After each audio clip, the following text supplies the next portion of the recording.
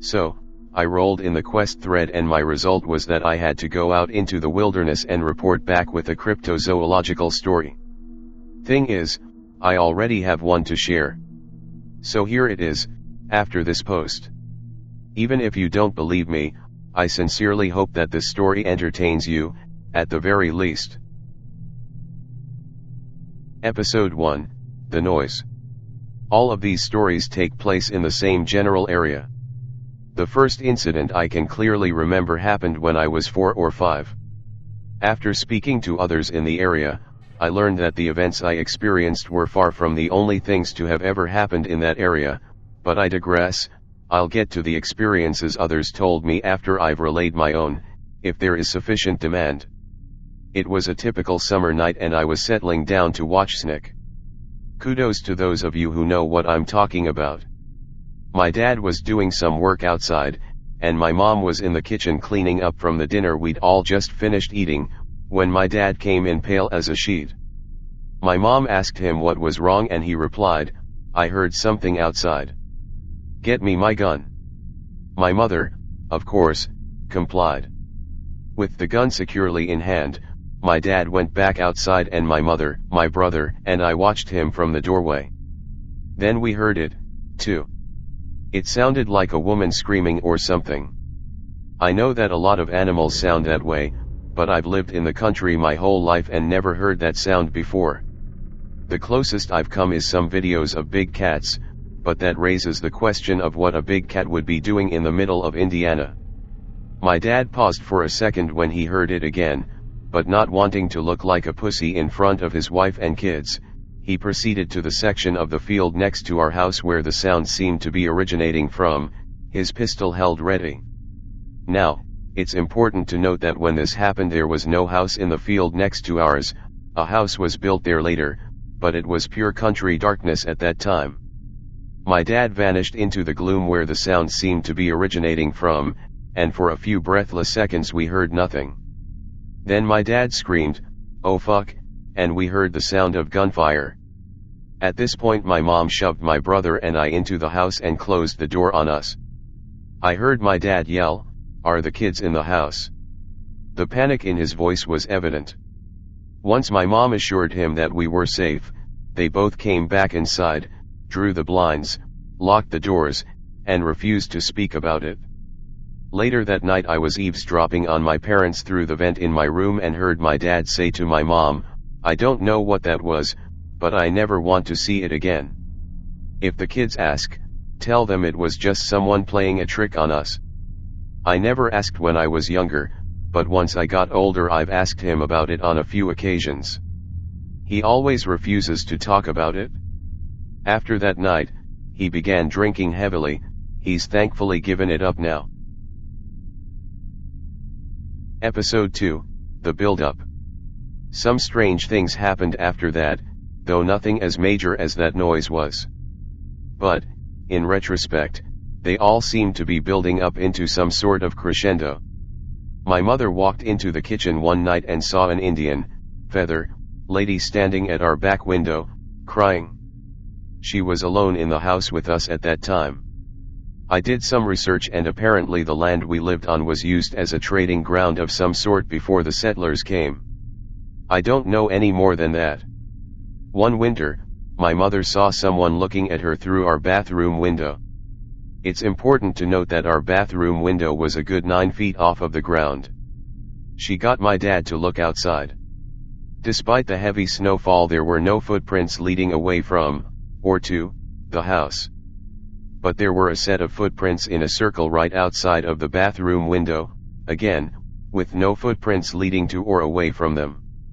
During this time my dad's drinking was increasing exponentially. This seems to be common in those who had experienced things in those woods, as it happened to a friend's father as well. I'll tell those stories after I share my own, again, provided there is sufficient interest. We would often hear heavy metal coming from inside of the walls. This happened up until we moved out 15 years later. No one who lived near us listened to heavy metal. My brother, 2 years my junior, began talking about how he would see our dead great-grandpa in our house all the time. I wouldn't give any credence to this, due to his age. Except for the fact that he apparently described the suit my great-grandpa was buried in detail. He wasn't at the wake or the funeral. My father's drinking culminated in abuse to my mother and they got divorced when I was 10 or 11. That's the last you'll hear of my family problems. Though I do feel what I've shared is relevant to the story. My father was the nicest guy in the world before that night. I have to wonder what it was he saw that brought him to that point. Episode 3, The Dog. After the divorce, my mother bought my brother a dog. It was the sweetest dog in the world. We kept him chained up outside. Every now and then he would break loose, but he would never be gone for more than an hour or two. One day he broke free and didn't come back. My brother was, understandably, heartbroken. My mother promised him a new dog if that one didn't come back within a week. A week to the day after that we found out what happened to the dog. Well, sort of. My brother's screams woke me up that morning. My mother and I walked outside to see what was wrong. Well, it was pretty obvious what was wrong. The skin from the top of the dog's head was laying on our back porch. Just the skin, just from the top of its head. It looked as if someone had ripped it off. The cut wasn't clean at all. We never did find the body. We buried the skin in the backyard. Episode 4, The Beast. Once I entered middle school I made a friend in the grade above me. He lived about a half-mile down the road, so that was very convenient for me. One night I was over at his house and he began telling me stories that his brother had told him. Stories about a beast with red eyes that lived in the woods and would get you if you weren't careful. He told me he'd seen it a few times. Once watching him from the top of a mulberry tree that grew across the road from his house. Once while walking back from another friend of his house, watching him from the tree line across a cornfield. Again at the same friend's house, on the roof of his garage. The fourth time he saw it, he said, was right outside of a screen door at his grandpa's house. He said it was crouched down on all fours, like some kind of an animal. The other times had been too far away for him to make out its shape. Apparently it was humanoid, but comprised entirely of darkness and shadow, except for the burning red eyes. I, of course, didn't believe him. But I still looked over my shoulder the entire way home. When I got home, I was greeted by my brother's sobbing. I told him to calm down and tell me what happened. He told me that he and a friend of his were walking back from another friend's house, which I've marked on the map with an X. It should be noted that this is the same house that my friend claimed to see the beast on top of the garage. My brother said they'd gone down the trail we took through the woods on a daily basis on their way home, but it sounded like someone was following them and keeping pace. He turned around and saw two glowing red eyes set close to the ground. They then rose up to a height of over 9 feet and started coming toward them. My brother ran all the way home, presumably being chased. I've marked the spot where he supposedly encountered it along with the route he took home. It should be noted that he ran all that way in the dark. My experience with the beast was to come later. Episode 5, The Fear. After hearing about my brother's experience, I had my friend tell me everything he knew about the thing in the woods. He told me the story of his father, who had also seen it. I believe it drove his father crazy, and I also believe that my own father saw it as well, given the parallels between the two stories. The only difference was that my father and mother divorced and my father moved away. His father ended up getting shot by his mother due to the abuse his drinking brought about. Being young, 15 to 16, and fearless at this time, I naturally thought it would be a good idea to fuck with the thing, whatever it was, to see what it was made of. This proved to be a mistake. I went into the woods with a dagger, which I thought would protect me, I guess. I don't know what I was thinking. I sat in a clearing until it was dark, when I started to taunt the thing. You know, general stuff that a teenager would say. like you're a fucking pussy and I don't believe in you, and, looks like everyone is afraid of nothing because the only ghost here is a gigantic fag. I know. I was cool, you guys haven't got to tell me. The only problem for me was that what I was doing worked. The woods went quiet. Quieter than I'd ever heard them.